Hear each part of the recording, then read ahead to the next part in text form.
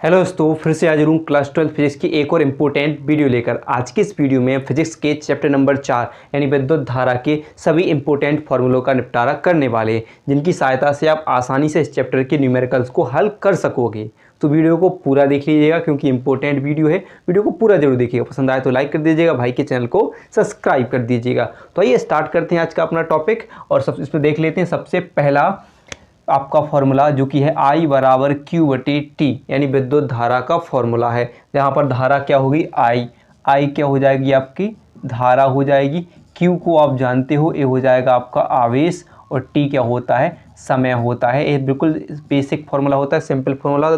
धारा की परिभाषा से जब भी क्वेश्चन आ जाए, समय दिया हो, कोई आवेश में परिवर्तन हो रहा हो किसी समय में और धारा की गणना करनी हो, तब आप क्या फार्मूला लगाओगे Q बराबर यानी I बराबर Q/T लगाओगे। अगर चाहो तो अगर Q नहीं दिया हो, कई कंडीशन में ऐसा होगा कि आपको Q नहीं दिया हो और धारा निकालने की पूछ रहे होंगे, तब आप क्या करोगे, आपने आवेशों का क्वांटीकरण पढ़ा होगा यानी Q बराबर क्या पढ़ा है आपने Ne। तब भी इलेक्ट्रॉन की संख्या दे रहे होंगे और इलेक्ट्रॉन पर आवेश की बात कर रहे होंगे, तब आप क्या करोगे Q बराबर यानी Q की जगह क्या लगाओगे Ne लिखोगे। यानी क्या फॉर्मूला बन जाएगा आपका, इसकी जगह आप क्या लिख सकते हो Q की जगह Ne भी लिख सकते हो। ठीक है, स्पष्ट है, क्लियर है। चलिए देखते हैं अगला फॉर्मूला है। जब भी आपसे इस चैप्टर के यानी विद्युत धारा में अपन को अनुगमन वेग पढ़ना होता है, धारा घनत्व पढ़ना होता है, विशिष्ट प्रतिरोध पढ़ना होता है, तो अगला फॉर्मूला होता है अनुगमन वेग के। तो अनुगमन वेग का यानी Vd क्या होगा। यहाँ पर जब भी प्रश्न आ जाए कि अनुगमन वेग का निर्धारण करना हो और क्या जो चीज़ दी हुई है, सबसे पहले कोई भी न्यूमेरिकल को हल करते हो सबसे पहले ये देख लो कि कौन कौन सी चीज़ दी हुई है,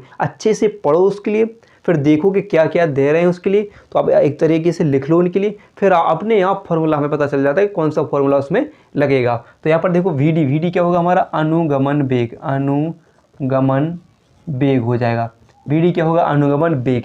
E हो जाएगा मुक्त इलेक्ट्रॉन यानी इलेक्ट्रॉन पर आवेश। ठीक है, जगह इलेक्ट्रॉन पर आवेश।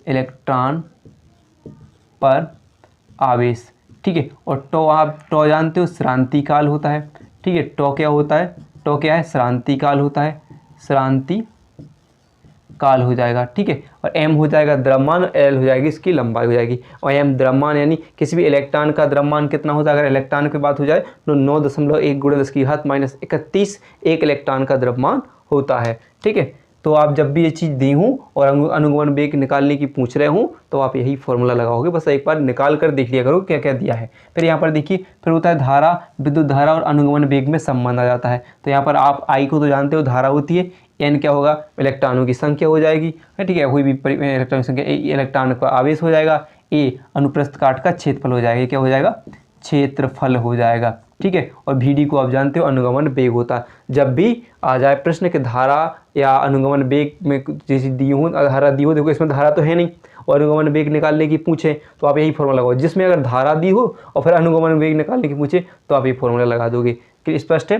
फिर देखिए धारा घनत्व का फॉर्मूला यानी J बराबर क्या होगा आपका धारा घनत्व। जब भी क्षेत्रफल दिया हो, धारा दी हो और धारा घनत्व की निकालने की बात कर रहे हो, ये निकालोगे धारा क्षेत्रफल है। ठीक है, और फिर धारा घनत्व और अनुगमन वेग में संबंध आ जाएगा तो ये क्या होगा J धारा घनत्व, N इलेक्ट्रॉन, E इलेक्ट्रॉन पर आवेश और Vd क्या होगा अनुगमन वेग। और इलेक्ट्रॉन पर यानी E का मान तो आप जानते हैं 0.6 × 10⁻⁻19 होता है। और अगर इसके द्रव्यमान यानी यहाँ पर जो हम पढ़ रहे थे बताया था द्रव्यमान की बात होगी जब भी इलेक्ट्रॉन पर, तो M का मान कितना होता है 9.1 × 10⁻31 किसका मान होता है M के इलेक्ट्रॉन के द्रव्यमान का मान होता है। इसको ध्यान रखना आप।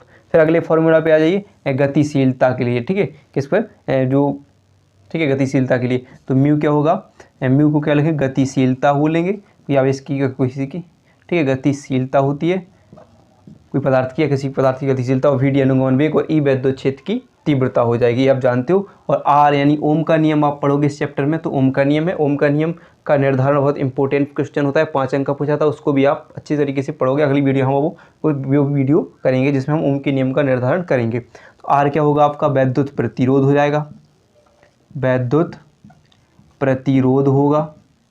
ठीक है, V विभवांतर हो जाएगा, विभवांतर, और ये सब जानते हो I आपकी धारा हो जाएगी। फिर विशिष्ट प्रतिरोध, और देखो कि क्या है विशिष्ट प्रतिरोध का फॉर्मूला आ जाए, तो ये क्या होगा, जब भी प्रतिरोध दिया हो, विशिष्ट प्रतिरोध निकालने की बात कर रहे हो या प्रतिरोध निकालने की बात कर रहे हो, चालक तार की लंबाई हो, अनुप्रस्थ काट का क्षेत्रफल हो, जैसे आप निकालोगे तो ये जाएगा विशिष्ट प्रतिरोध। आर क्या होगा आपका, प्रतिरोध हम पढ़ चुके हैं, प्रतिरोध, और रॉ क्या होगा, विशिष्ट प्रतिरोध, विशिष्ट प्रतिरोध।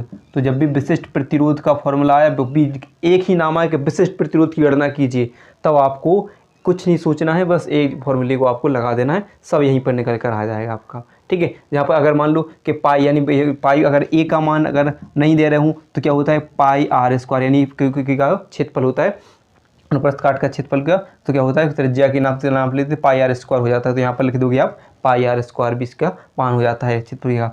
और ये इससे देखिए धारा घनत्व और विशिष्ट चालकता, सिग्मा क्या होगी आपकी, विशिष्ट चालकता, विशिष्ट चालकता निकालने के लिए आए चालकता, तब ये निकालोगे आप। ठीक है, चालकता, ठीक है, सिग्मा, और जब जे पता हो धारा घनत्व होता है और ई क्या होता है विद्युत क्षेत्र की तीव्रता हो जाती है। और जब भी एक प्रश्न आ जाए कि प्रतिरोध का कोई तापीय गुणांक की गणना करने के लिए आए, तब आप ये फॉर्मूला लगाओगे। ठीक है, या तापीय गुणांक के लिए आपका आर टी बराबर R0 प्लस अभिक्रिया plus sorry bracket 1 plus A T हो जाएगा, इस तापीय गुणांक के लिए, प्रतिरोध के लिए। तो जब ये तुल्यांक ताप खिलाने आए तब भी प्रतिरोध को तो अच्छे से ध्यान रखना, यही फॉर्मूला, एक ही फॉर्मूला है।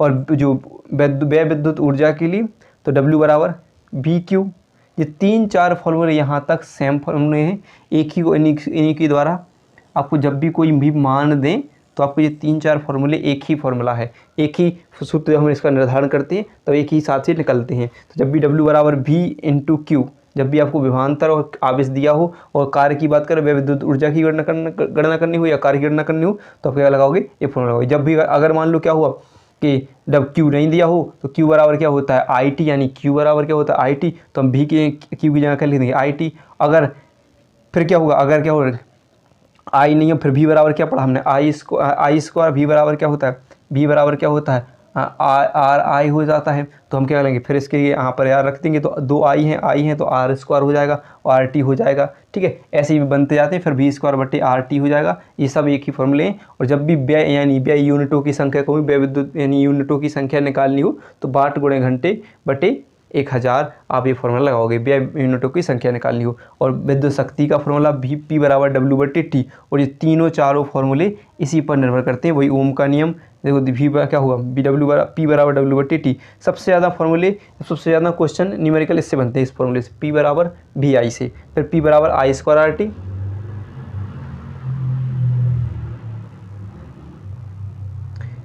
ठीक है, तो ये लगा देना। फिर आगे देखिए जितनी फॉर्मूले P बराबर V स्क्वायर R, जब भी कोई मान दे, विभवांतर बोलें, प्रतिरोध बोलें, आपको बस पढ़ना है फॉर्मूले को अच्छे से। विभवांतर बोलें, प्रतिरोध बोलें, तो आप ये लगा दोगे। विभवांतर धारा बोलें, प्रतिरोध बोलें, ये लगा दोगे। विभवांतर धारा बोलें, ये लगा दोगे। विद्युत शक्ति निकाल ली हो, तो आप एक फॉर्मूले को बस पढ़ो अच्छे से, अपने आप खुद फॉर्मूला निकल कर आ जाता है। तो इन फॉर्मूले को आप नोट कर लोगे और इनसे आपके न्यूमेरिकल भी आसानी से हल हो जाएंगे। तो वीडियो पसंद आई हो तो वीडियो को लाइक कर दीजिएगा, चैनल को सब्सक्राइब जरूर।